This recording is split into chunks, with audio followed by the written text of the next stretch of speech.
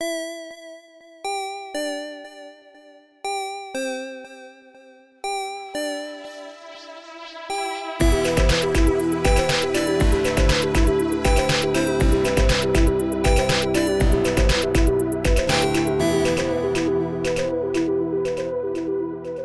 we had my family holiday gathering last night, and I think I got the best review for the podcast ever.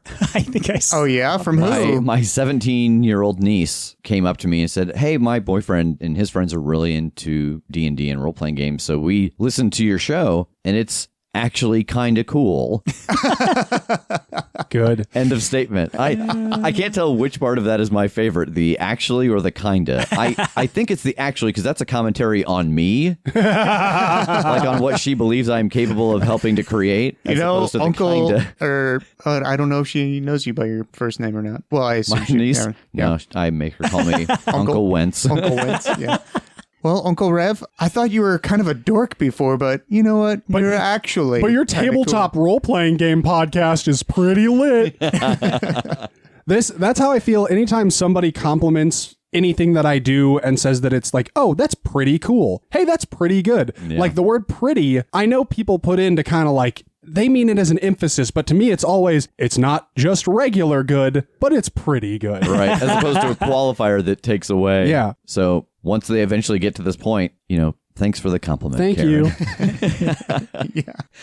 So just a reminder that we have auditions open until January 15th. We are taking remote submissions now, so you can go to the critshowpodcast.com/auditions, and all the information you need is there, as well as the links to submit your audition. Last week, we announced Tales from the Omniverse, and in the next week, actually, we start recording 2 of them. Is there any, tease or anything anybody wants to say about what we know about these first 2 games? It will not pay off for the listener at all, but I am creating many maps from scratch. Ooh. So it won't pay off for you guys either, but I feel good about it. Yeah. I'm proud. One of them will be delicious. I have a gun in one. That doesn't sound like it really matters. Like, oh, we've got guns in Monster of the Week, but it's special in this world. It is. It matters. It matters here.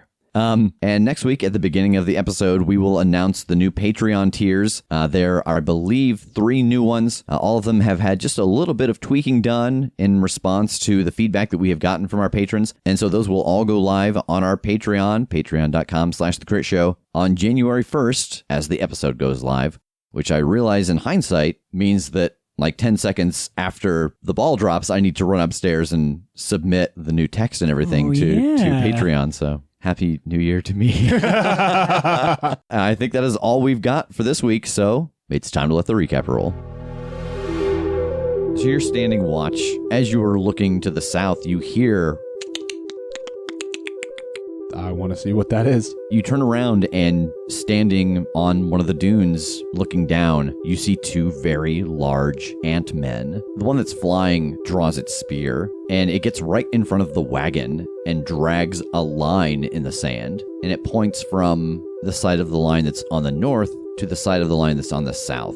Are you kidding me? They were this far? Yeah, okay, so that is unexpected? I guess it's not unexpected, it's just, I haven't been out here in a few months, and it's hard to know with the Formians where their territory begins and ends because everything's underground. Well, so what do we do? Are we crossing over into their zone right now? Unfortunately, we're kind of marked now. 2 of them have seen me, and from what I understand, if 2 of them know us, then they all know us, right? We're not crossing into their territory yet. Essentially, this morning we were supposed to bank west. I thought we just had more time. And you see the well at the center of town, and you see a woman carrying a very big haunch of meat, and she walks up to the well, and you can hear that she mutters something, and then a very large, almost translucent tentacle comes out of the well and wraps around the meat and pulls it down into the well, and from deep below you hear the sound of chewing. In the darkness, we hear the sound of chewing, and the camera pans back, and we see stone. And then the camera tilts up and we see Jake standing in the middle of this fairly busy marketplace staring at this well. I would like to find someone to ask about what just happened. That's fair. There are a lot of people around. Just whatever the nearest vendor is or something. The nearest vendor would probably be the person you gave the camels to. Hey.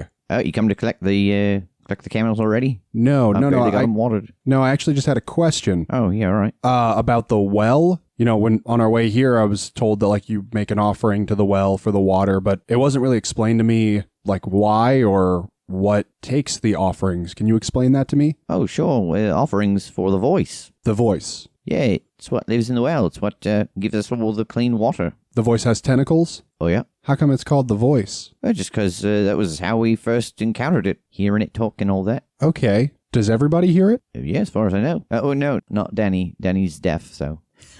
Oh, so it's not like a voice you hear in your mind or anything? Like you hear it in your ears? Oh, yeah. Where do you hear? No, I just... nothing. Never mind.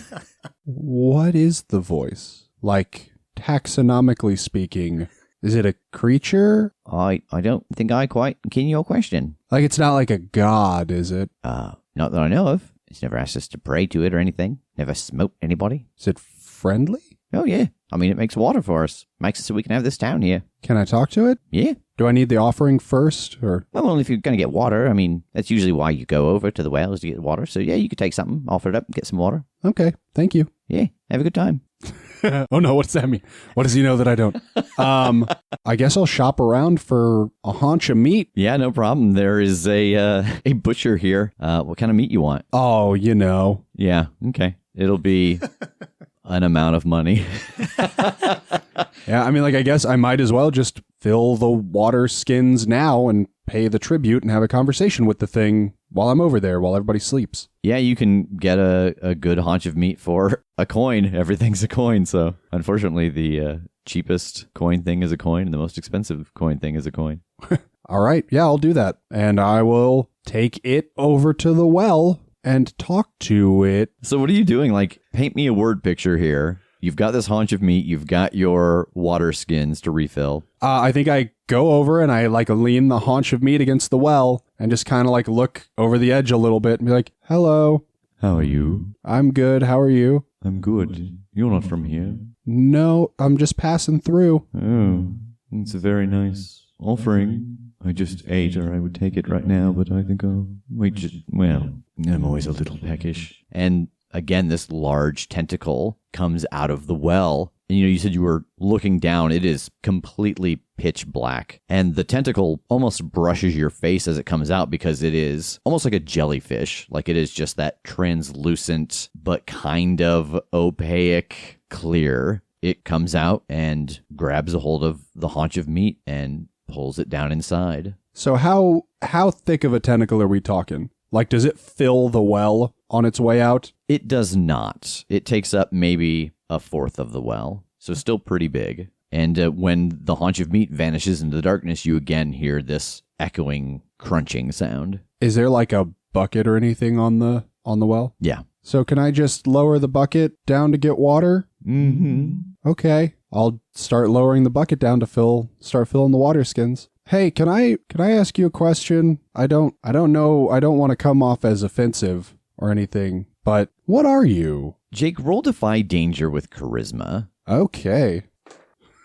Oh, no. Uh-oh. 6. As you are asking that question, a little bit of a line has formed because you've got multiple water skins, and you hear like a harump from behind you, and you hear people starting to talk, and they just seem almost insulted by your question, and it's starting to spread around this shopping area. Do I get any sort of answer from the well? There is an uncomfortable silence. Like when it occurs, you become aware of having heard the water and the echo and just sound. It is dead silent. I'm sorry. I didn't mean any offense by it. I'm not from here, and I was just curious. But I get the impression that was a bad question, so I apologize. I'll just take my water and go. Thank you for your kindness. You're welcome. And it is, you hear that little bit of a pout in its voice. Okay. Yeah, I'll fill up the rest of the water and walk back off to like where the cart is and just kind of like giving like small like, I'm sorry. I'm really sorry. Yeah, just to everyone that is seems like the people like, well, it's like the beginning of Beauty and the Beast. If everybody disliked Belle, like they're all having an interaction with you and then just giving you the stink eye as you go by. Look, there he goes, the soul trap with his smirk mouth. How could he talk about our well? Yep, there we go. Brought it back around. And you can tell just by his face, he's got no social grace. Listen to him insult our dear well. I'll go put the water skins back. And I can't imagine what else I can do in this town now. I made an enemy out of goddamn everybody right on the first try.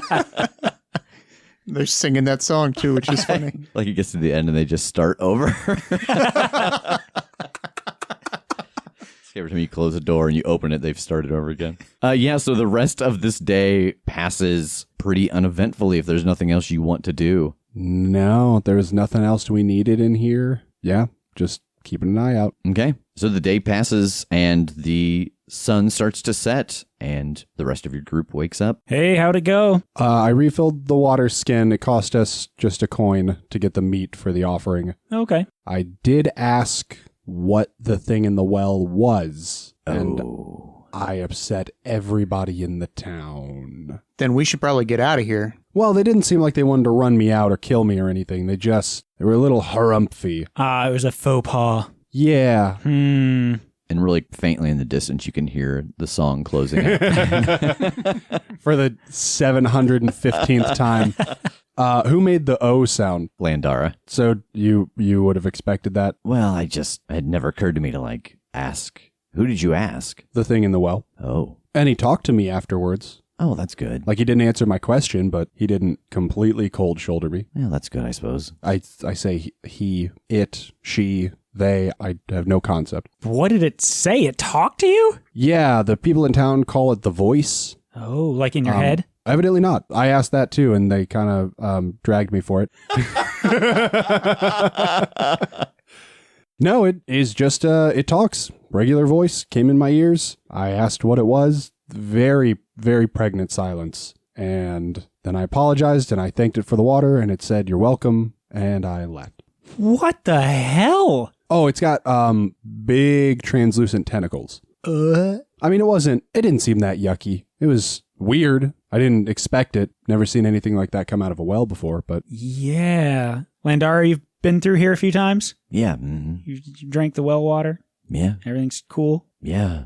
Other than the time I've been to the towering mountains, it's the clearest water I've ever drank. I think I perk up a little bit at that. I don't know why, because, I've never been there, but a little bit of Walfus spills through hearing the towering mountains. Yeah. Well, we've got it, and our offering is paid, so unless there's anything else we want to do while we're here, we're clear to go. I want to make friends with a well tentacle monster. And I want to leave well enough alone. Yeah, that's probably the correct thing. Yeah, I don't think it's necessarily unfriendly, but if it decided to be, its tentacle was like the size of your torso. Oh, good. You are welcome to go try and have a chat with it and see if yours goes any better. Maybe just don't ask it what it is right out of the gate. Yeah, I have no clear purpose for this except the curiosity of this world, And if it was speaking to you, I doubt it's considered natural enough for me to be able to study it, if that makes sense. All right, let's take off then. I guess so, yeah.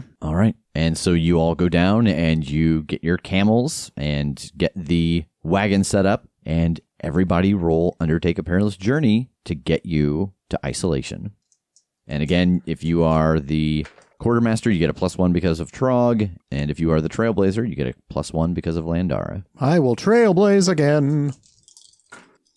Got a 10, but I have my -1 forward to wisdom, so 9. Trailblazer got a 7. And Scout got an 8. So this night of travel passes without incident. It's taking, again, just as long as you expected. No extra rations are needed, and you don't catch sight of anything, but you don't get the sense that you are in danger. The landscape is pretty much the same. You notice that while there is more and more sand, piles of it, that it's not in big dunes. Like it's starting to flatten out. It's, again, still getting colder at night. But the wagon and the camels don't have any problem navigating through the sand. Landara starts to take you on a pretty zigzag pattern, and she has the map out way more often. And you can tell that she is trying to avoid what she thinks is the boundary lines for the Eternal Colony. And as the sun starts to rise, she pulls everyone to a stop. So, as far as I can tell, we should be okay here. How do you want to set up camp? Well, probably the same way we did before,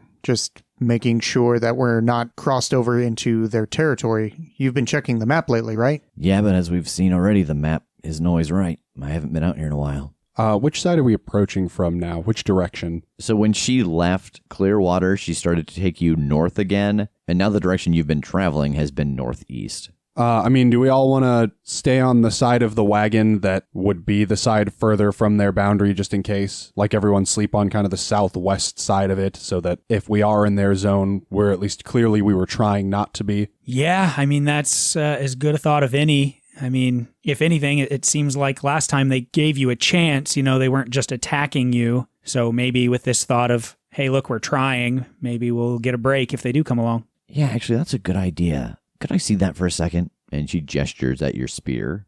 Sure. And she puts it in one hand and gets the map out again and actually drags a line for about 100 feet, indicating where she thinks the border is. And then if they come by, at least we could feign ignorance because I think that they know, even if the boundary has shifted, what it used to be. They keep pretty tight track of it, so... Nice. Yeah, good call. Well, then, yeah, let's position the wagon on the safe side, kind of along the border, and have everybody else just kind of half moon around it. Is there anything else that anybody wants to do this morning before you go to bed? I've been thinking about it, and I wanted to use one of my adventuring gears to have pen and paper. And I'm starting a list of 101 uses for an immovable rod. Oh. Do you know how to write? I, TJ Tincher, absolutely know how to write. Okay. Do you? Are we sure? Let me see your notes. That's gibberish. What's on the list so far?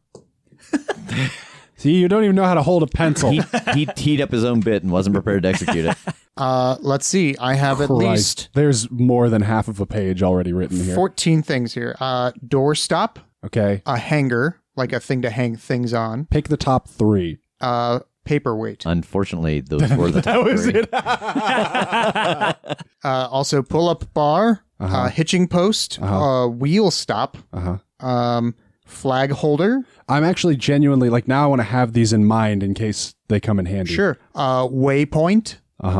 Step up. Just one step, though, because, it's just one. Piton for climbing. A fulcrum to do levers on. Yes. Also a pulley. You could wrap a rope around it to make a pulley, possibly. Keystone. Let's say you're building an arch and you want a keystone. It would make a pretty good keystone. Okay. Oh, write this down. When I go into horse form, you can put it on my forehead and I look like a unicorn. Well, then you won't be able to move. I know, but it'll cut a striking silhouette. Is there anything on your list that's helpful? No. That accentuates the fact that it's this magic item. That couldn't just be replaced by a mundane item. It can be a hanger. So can a hanger. It can be a fulcrum. It can stop me if I fall off a mountain. I can push the button and it will stop me from falling. Right. Yeah, that's one of the things I was also going to say. He actually has that entire sentence written out. Yeah. That was the next one. He's writing 16. If I fall off a mountain. But that's about it so far. I feel like I should be finding a use for the immovable rod, just implementing it as almost a just in case. I don't know why somebody would try to take our wagon, but I could just put the immovable rod in the wheel spokes so the wagon can't go anywhere. Or I'm going to put it in the wagon, against an edge of the wagon so that it would just look like something that's sitting in the wagon, except if you tried to move it, it wouldn't be able to move past the rod. Just in case. Okay. Since it seemed like I had enough time last time, I think just this first few hours before actually getting rest, I'd want to go ahead and study a camel while I'm out here. Yeah, no problem. Awesome. So TJ is writing his list, and Tass is staring deep into the eyes of a camel. Landara has set up her tent and is going to sleep. Trog is doing the same thing. So Jake, roll take watch. 8. So Jake, you are standing watch. Roll defy danger with Constitution. 9. Yeah, so I think it's the same results, that it's either going to affect your speed or your mental fortitude or your exhaustion level. Same choice. Okay. So it's about 6 or 7 hours after you have made camp. Tass and TJ have been asleep for about 3 hours. And as you are looking to the north, a shadow falls over you, and 2 figures fall from the sky and slam into the ground. I want to see who or what it is. Yeah, you turn and you look, and there are 2 Formians. One of them has a spear and has a dark green mark down the side of its face like paint. And the other one has a whip, and it is cracking the whip, trying to subdue the one with the spear. So they didn't die on impact. No. What is this? What's going on? And see if either of them tries to tell me. I won't understand it, but... So you shout this out at them as they are scuffling, and the one with the whip does not turn to you, but it strikes out at the one with the spear, and it says, "The exiled one came back. They are not allowed back into the colony." So it seems like the green face-painted one is the exiled one from what this thing said? Yeah. Oh, man. I'm so scared. I'm gonna try to curry favor. That one said he's part of the colony, so the exiled one, I'm gonna go try to punch him. All right, roll hack and slash. 9. All right, roll your damage. So I want to use pinned down. When you would deal damage to someone with a melee attack, you may instead choose to grab them. You will never lose your grip on someone you have grabbed unless you choose to. So you reach out and you grab this struggling Formian, and it jams its spear at you as you grab it. And you take 5 points of damage as its spear hits you in the side. But now you can feel that you have it in your grasp and it cannot escape. Okay. I want to hold on to him and say, "Don't worry, sir. I'll keep him from getting back into the colony." He must be destroyed. He has broken the law. Destroyed? Isn't exile enough? And he brings this whip down and creates a huge gash across the face of the Formian you have pinned down. Whoa, hey, hold on. We're not technically in Eternal Colony land right now, so I don't know that you can enforce Eternal Colony laws. If he's been exiled and he's outside of your bounds, and he stays that way, isn't that the end of it? He has already been sent away and come back. Are you harboring this fugitive? What I'm trying to do is convince this guy. Like, does that seem like it's not an option? Like he's just not gonna buy this argument? Roll discern realities to try to get a sense of what's going on here and the way that their rule works. Okay. 9. Okay, you get a hold 1. I think who's really in control here? Like trying to answer my own thought. Does he have the authority to be doing this outside of his bounds? And I mean, the way I imagine this is like, I'm reading him. Like when I say, like, I don't think you have authority out here, does he betray that might be the truth? Does he like flinch or think about it for a second or seem caught off guard that it would lead me to believe, oh, I was right? No, he does not flinch. He does not hesitate. In fact, I think the thing that you notice about who is really in control here is that the one that you are holding down has stopped struggling because it feels like you are doing something to protect it. Even though it just got whipped in the face? Yeah, because I mean, you are, for this moment, holding back its pursuer. And so the question it just asked you was, are you harboring this fugitive? Fuck. They all know everything. All of them all at once. Whatever I do here, all of them know. I'm not harboring this fugitive. I just met this fugitive. I am currently restraining this fugitive. But I'll pay you for this fugitive. I think because you were watching for his reactions, it's an oddly similar reaction to what you got in town. He seems offended by this. You try to use currency to circumvent our laws. Shit! No, I'm not trying to circumvent your laws. I don't know. I'm sorry. I don't know how any of this works. Clearly, I'm not from around here. I apologize for my ignorance.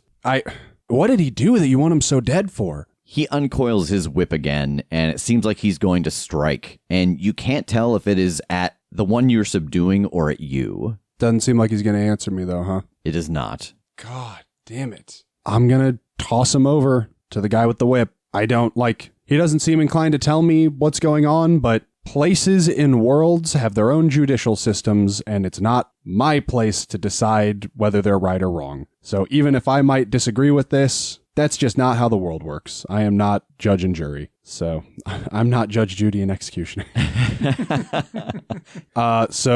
Yeah, that's literally one of the things I can do with this move is toss him somewhere within reach. So I'll toss him on the ground in front of that guy. So you throw him to the feet of the Formian with the whip, and it snaps the whip out, but you can tell that it adjusts something about the crack right at the end, and the whip actually comes back around and wraps around its own wrist, and it pulls the whip across the neck of the one on the ground and puts its knee in its back, and there's 20, 30 seconds of struggle, and then it stops moving. Safe passage to you and yours, and it flies away. Does it leave the corpse? It does. I'm gonna bury it. I'm gonna take it somewhere. Once the other one is gone, once the one with the whip is like gone, I think I want to bury it just on their side of the border. And I want to like say, I mean, effectively like a prayer to death, like whatever, I'm his dude now. So just be like, hey, take care of this guy, give him his, whatever his just desserts are, let him have it. All right, so I think that is how the rest of your daylight hours pass. You have just gotten yourself dusted off from digging a hole in the sand and saying your prayer when the sun sets and everyone starts to get around. Oh, hey, how'd it go? Every time you ask me that, the answer is worse. Oh, God, was there another tentacle? No.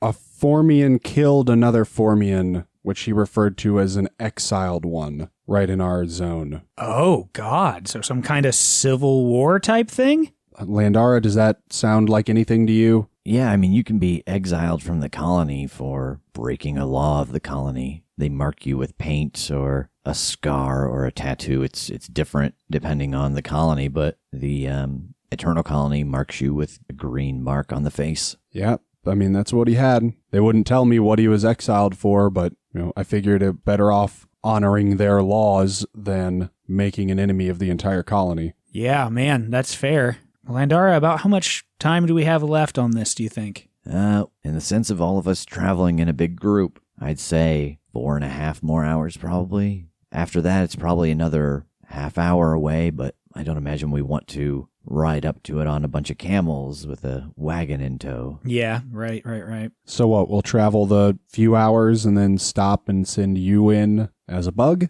from there? Yeah, I guess my concern is, what happens if we're spotted on the way? Is this a situation where they'd murder anybody on sight in their land? Do they just escort? What do you got for me there? It really all depends. You've been spotted by them once, Jake, twice technically.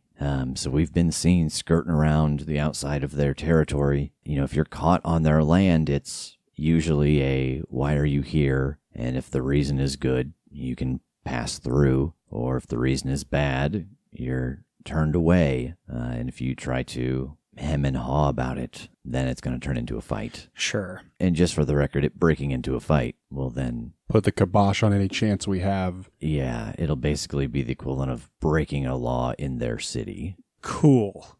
Okay. So essentially we need an excuse to be there to try to avoid a fight in the first place. Because, hey, we're about to break in your place doesn't do us good. God. And something that lets us continue on our way? Do you know what I mean? Something that even if they decided not to kill us, they wouldn't just turn us away for. Right. I keep kind of jumping back to the thought of, hey, even if it's just our only option, sure, yeah, one of us is a prisoner that we're coming to drop off. But then they're just like, okay, got the prisoner, and then we'll escort the rest of you off. That's not great. Yeah, and this is their personal prison. So, you wouldn't be bringing someone to them. Gotcha. Yeah, I guess, well, that's not true. I guess maybe you could be asking them to take the prisoner. That's not entirely unheard of, but you wouldn't be delivering them a prisoner. But you could be asking them if they would be willing to take a prisoner. Right. Oh, God, I don't know. Now that's another one that'll just get us turned around. I thought for a second maybe we lean on the fact that you also had a bounty, that we're just out here looking for James Tincher, but then they go, nope, we already got him. Yeah. Off you go. What if this is a bad idea? It's not a good idea. I was going to say I could just, they've seen me, that if we encounter one, I could just be like, hey, you guys saw me. I helped you kill a guy. And I just feel wrong about it. And I was really hoping that I could talk to someone who could maybe set my conscience at ease. That you actually helped subdue a criminal instead of helping a murder. So maybe yes, exactly. So maybe they owe you one or something? Or just that they would be okay, come on and talk about, you need to talk to this person who's in charge. You've got to come here to do it. Huh. Half of that kind of works. They're not so much about feelings, it's law and order and structure. There's not going to be someone you could report to because everyone's following the letter of the law and everyone above them knows it. But you could come looking for something for having aided in taking down one of their exiles. Oh. Well, that's not nothing. Yeah. Do we think that they would take kindly to that? Is that something that they'd be like, yeah, that's fair? Or again, couldn't they just be like, no, piss off? What about just bringing the body even too as a little more proof? Like, hey, I helped with this and your guy just ran off. So like, how about a little compensation? I don't think that would make the difference because everyone knows that I was there. Yeah, no, you're right. And plus, didn't you try to bribe him? I did, yes. And it didn't work? Yes, I did. That didn't go well. I don't think it's going to be mutually returned. No, yeah, probably no matter what. Like, they're not going to... I'm already working from a disadvantage on, like, you know, getting them to grease my palms or whatever. You remember when that first night they came and they drew a line and you were on one side or the other? Uh-huh. It's like that. You didn't cross that line. So in their heads, you're still on the other side of the line. Oh, okay. It's once you cross over, you can never come back. Okay. You know what we could do? It's a little bit ghoulish. We could take the body and, like, I could be like, hey, this dude came back and I didn't know what to do, but clearly he wasn't supposed to get away, so I'm bringing him to you. You know, like, hey, this guy cut a deal with death and he came back, so I grabbed him. Oh. You know, like, it seems like he's dead again, but I don't know what's going on, but the only thing I could think to do was bring him to you. Ooh. Because he wasn't supposed to get away. That's a big lie. Yeah, but like, okay. Is this a different enough thought track to think through Walfus's Rolodex about these people and, like, more specifically, like, their belief system? You could roll spout lore, especially since, you know, you have a character that deals in communicating with spirits, and it's not out of place to think that Walfus would know about the different beliefs of the different races on this planet. Use a book. Oh, yeah, and I will get a book out and try to look through and see what I find. As I see him, like, buckle down on this and reach for a book to study, can I offer him Eston's book, too? Like, here, man, cross-reference. There's all kinds of good shit in here. Yeah. Okay, yeah, I think I'll, as they're packing stuff up and getting stuff ready, I'm gonna dig through these books and see if I can find anything. Roll spout lore. 12. Yeah, that's the number we need for Eston's book. Oh, shit. Yes. Jake, remind me, what does it say on a 12 for Eston's book? You give us the solution to the problem. Yeah. Oh my God.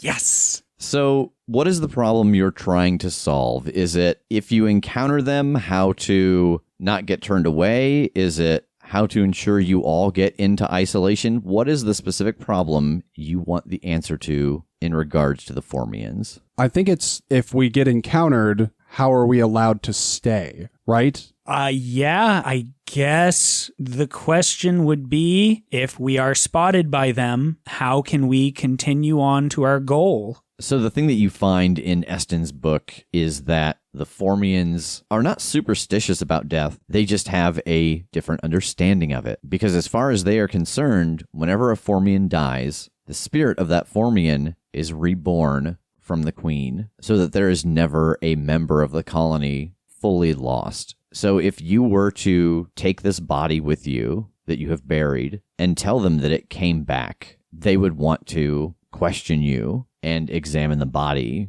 and examine you so that they could understand what's going on, and if there is some supernatural element going on that is disrupting the way that they know life and death works. Okay. Guys, so look at this. And I think I would kind of go over some of those passages. So I don't think this is going to translate as something that they'll just be like, oh, okay, you guys are fine and let us keep going. But if we tell them that this body came back, that's going to mess with them. They're going to want to know what happened and what's going on, and they're going to want to inspect it and talk with us about it. So that tracks. That would work. So we get you close, and then if we get caught, we're coming to the same place as you, because we'd be going to talk to them. Yeah, I think so. I think the only problem here is that, let's say we get halfway to where we're going before I even leave you guys and we get spotted, and they want to bring us in. I have to figure out a way to disappear in that process, and that's going to raise questions. So do I just go down to beetle form now, and we make this trek? I think so. Okay.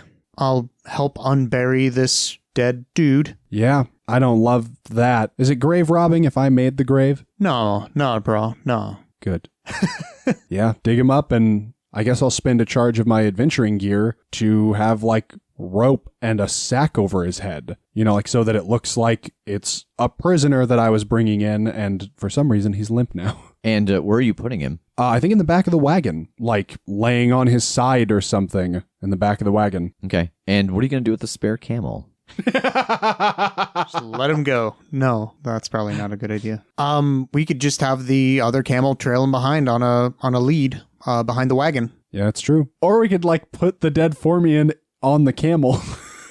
Like he is a rider. Oh, I was picturing like a bounty that you had caught. Oh yeah, like tied around his belly, or like, you know, like he's oh, I'll do that. Yeah, that's a great idea. Yeah, that is way better. Just masterful puppetry of it's up and bobbing back and forth and riding. Oh, no, that doesn't make sense. I kind of want to just see if I can take the water form and seep into this thing's mouth and puppet him. Weekend at Bernie's, this thing. Good Lord. That's gruesome, but very good. I can't imagine that tracks. I don't know, man. I don't know. There are cartoons that would lead me to believe that this does work. Oh my God. And then you become their new god. Because they're like, oh, our understanding of death is not what it was. Oh, lead us into the afterlife. Or they throw me in the oven to cremate this thing, and then everything's dead. And then you Everyone's just dead. steam out. Yeah, that's fine. Yeah. Yeah. Water cannot be destroyed. Oh my God. Yeah.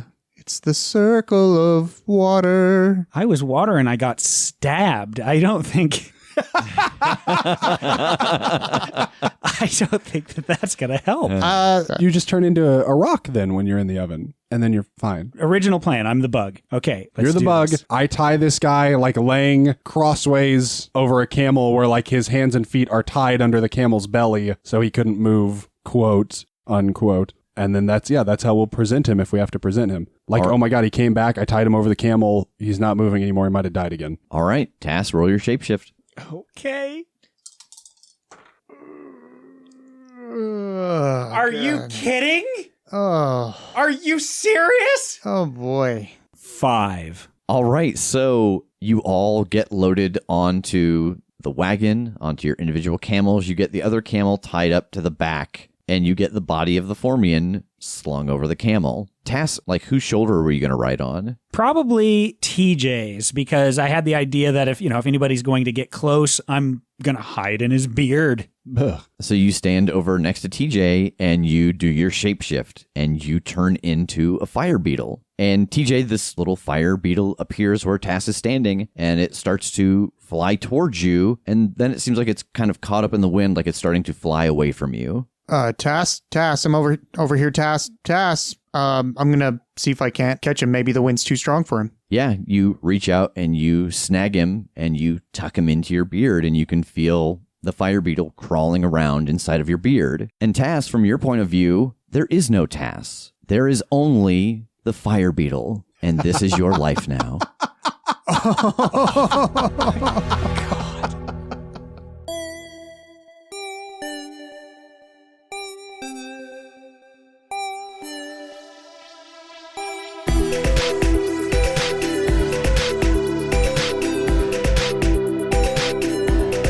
The Crit Show is a Critshow Studios production, edited and produced by Brandon Wentz with music by Jake Purley. You can find more information about us at thecritshowpodcast.com. To keep up to date with upcoming live shows, contests, and other special events, follow us at The Crit Show on Facebook, Instagram, and Twitter. For even more weekly content, join us at patreon.com/thecritShow.